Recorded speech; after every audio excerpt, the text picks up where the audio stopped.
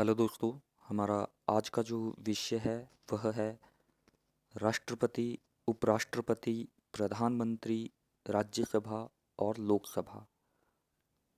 तो चलिए करते हैं शुरू। तो देखिए, राष्ट्रपति राष्ट्र का प्रथम नागरिक माना जाता है।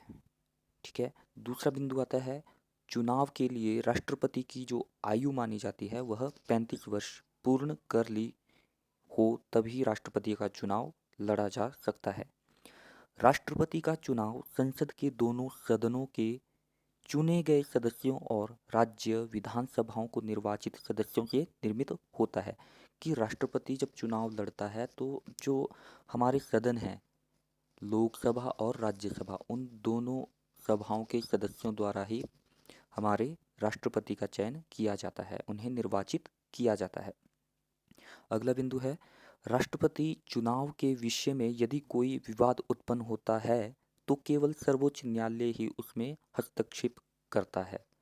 कि यदि हमारे राष्ट्रपति कोई भी चुनाव लड़ते हैं और उनमें से कोई विवाद उत्पन्न हो जाता है उनसे से संबंधित, तो उसमें केवल हस्तक्षेप करने का अधिकार सर्वोच्च न्यायालय को ही है।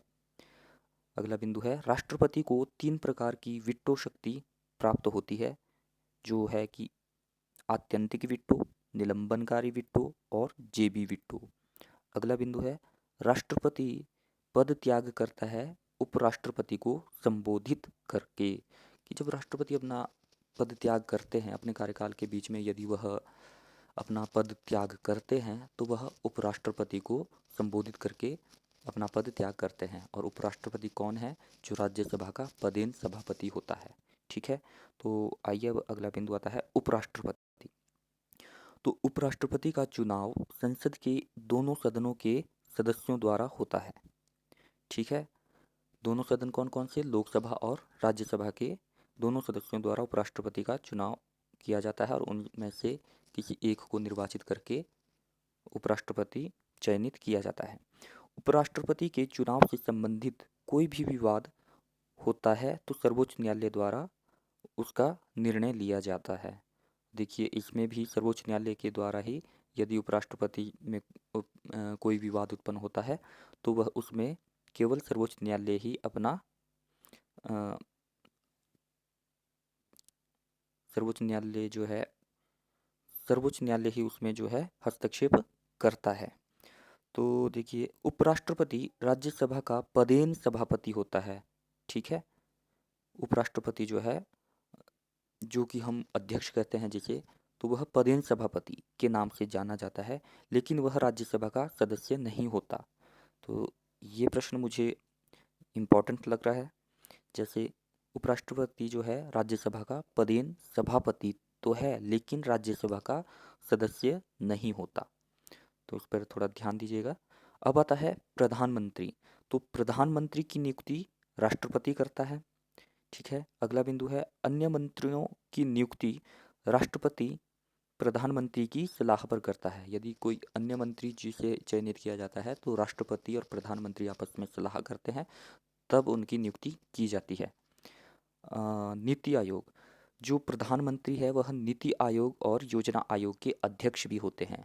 तो यह प्रश्न पिछले 2 टैटों में देखा गया है जो आ रहा है।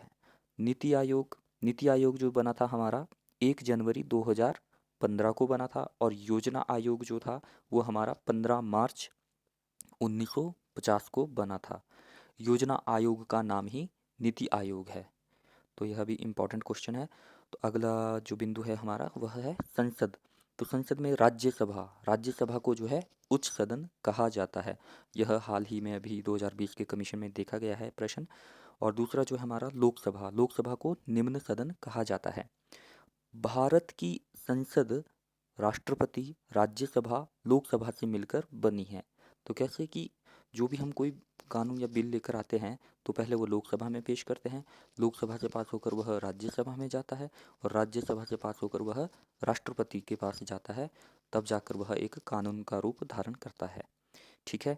तो राज्यसभा को हमने अभी भी पढ़ा, जैसे सदन कहा जाता है।